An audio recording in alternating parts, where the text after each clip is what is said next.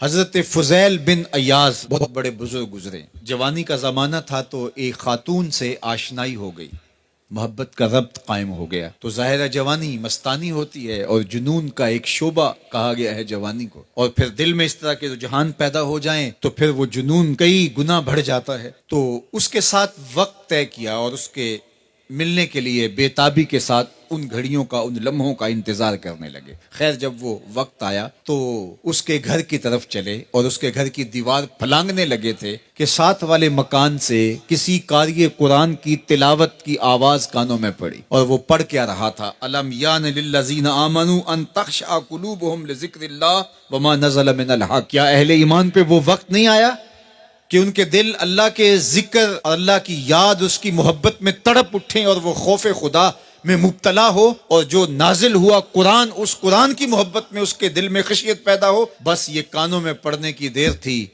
کہ دوبارہ گلی میں چھلانگ لگائی اور کہا میرے اوپر وہ وقت آ گیا ہے، اور جنگلوں کو روتے ہوئے نکلے. اور حضرت فضیل بن ایاز پھر ولیوں کے امام قرار پائے.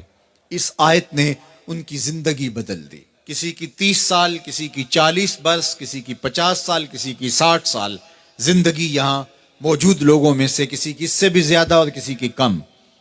اس آیت کریمہ کو ذرا اپنے اوپر وارد کریں تو اللہ ہمیں نصیب کر دے کہ ہمارے دل تیرے خوف سے کانپ اٹھے اور تیری خشیت سے ہمارے دل لرز اٹھیں، اور قرآن کے ساتھ ہمارا ربط مضبوط اور مستحکم ہو جائے، اور ہم یہ اقرار کرتے ہوئے تیرے حضور حاضر ہو جائیں، مالک وہ وقت آ گیا ہے کہ ہمارے دل تیری یاد سے، تیری محبت سے، تیرے پیار سے مالا مال ہو گئے، اور اپنی باقی زندگی ہم تیرے پیار میں، تیری محبت میں اور تیری یاد میں بسر کریں گے.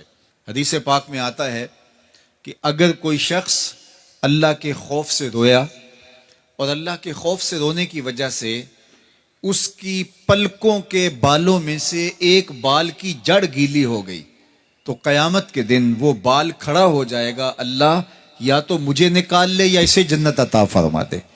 تو اللہ جل شانہ اس بال کو تو آنکھ سے نہیں نوچے گا، بلکہ اس شخص کو اللہ جنت عطا فرما دے گا. اللہ اکبر. گناہگار کی آنکھ کا پانی اللہ کے غصے کی آگ کو ٹھنڈا کر دیتا ہے. اس لیے ہمیں رونے کا کہا گیا، فَلْيَضْحَكُوا قَلِيلًا وَلْيَبْكُوا كَثِيرًا.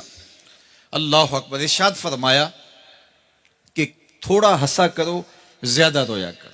صحابہ کو ہنستے ہوئے دیکھا تو آقا کریم علیہ السلام نے فرمایا کہ تمہارے تک اللہ کی امان نہیں پہنچی اور تم ہنس رہے ہو. عرض کی حضور اس کا کفارہ؟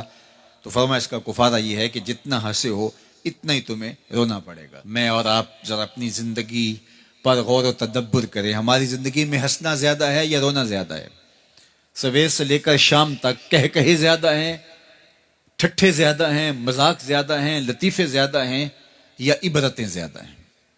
تفکر زیادہ ہے، تدبر زیادہ ہے، سوچ بچار زیادہ ہے، یاد الہی میں تڑپنا زیادہ ہے، آنکھوں سے یاد خدا میں بہنے والے آنسو زیادہ ہیں، یا غفلت سے پھوٹتے ہوئے کہے زیادہ ہے؟ مجھے اور آپ کو اپنی زندگی کا ضرور محاسبہ کرنا چاہیے. ٹھٹھوں سے، مذاق سے ہماری مجلسیں بھرپور ہوتی ہیں. ہم دن میں جتنا ہنستے ہیں کیا اس کا 10واں حصہ بھی ہم تنہائی میں بیٹھ کے اللہ کی یاد میں روتے ہیں؟ اگر ایسا ہے تو مبارک ہو، اور اگر ایسا نہیں ہے تو اللہ سے آنسو مانگو، اللہ سے درد مانگو، اس کی یاد میں رونا مانگو، اس کے ذکر میں تڑپنا مانگو، اس کی محبت میں بے تابیاں مانگو، آنسو مانگو، سسکیاں مانگو. تڑپنے پھڑکنے کی توفیق دے، دل مرتضی سوز صدیق دے. اس کے حضور عرض کرو کہ مالک ہمیں تڑپ دے، ہمیں سوز و گداز دے، ہمیں کیف و سرور کی دنیا نصیب فرما دے، ہماری آنکھوں کو آنسوؤں کا جمال عطا کر دے. اور اگر ہماری آنکھوں میں آنسو نہیں ہیں، ہمارے پاس کہے ہیں، کہتے ہیں جو ہنستا ہوا گناہ کرے گا وہ روتا ہوا جہنم میں جائے گا، اور جس نے یہاں دکھ سہے، تکلیفیں سہی، آلام سہے، اس کے بدلے میں اللہ تعالیٰ اس کو وہاں راحتیں عطا فرمائے گا. فرمایا کہ مومن کے پاؤں میں کانٹا بھی چبھے تو اللہ جل شانہ اس کا صلہ بھی اس کو قیامت کے دن عطا فرمائے گا. تو یہ جو تفکرات ہیں، یہ جو دکھ آتے ہیں، یہ جو تکلیفیں آتی ہیں، مصائب آتے ہیں، مشکلات آتی ہیں، اذیتیں ہمیں پہنچتی ہیں، تو اس پر صبر کرنا چاہیے اور اللہ کا شکر ادا کرنا چاہیے کہ ہم ان مصائب سے گزر رہے ہیں، ان مشکلوں سے گزر رہے ہیں.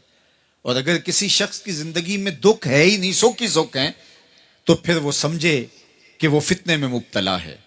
اس لیے زندگی کے اندر یہ آنے والی تکلیفیں، زندگی میں ملنے والے دکھ، اذیتیں، یہ اللہ تعالیٰ کی طرف سے ہمارے اوپر ایک انعام ہے، اور اللہ تعالیٰ جل شانہ اس کے بدلے میں ہمیں آخرت میں صلہ عطا فرمانے والا ہے.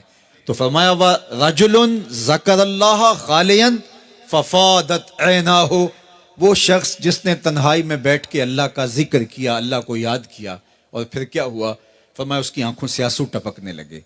تو میرے اور آپ کے آقا و مولا نے فرمایا قیامت کے دن جب کوئی سایہ نہیں ہوگا، یاد الہی میں رونے والے کو اللہ اپنے عرش کا ٹھنڈا سایہ عطا فرما دے گا. تو یہ رونا بہت بڑی دولت ہے، یہ بہت بڑی سعادت ہے.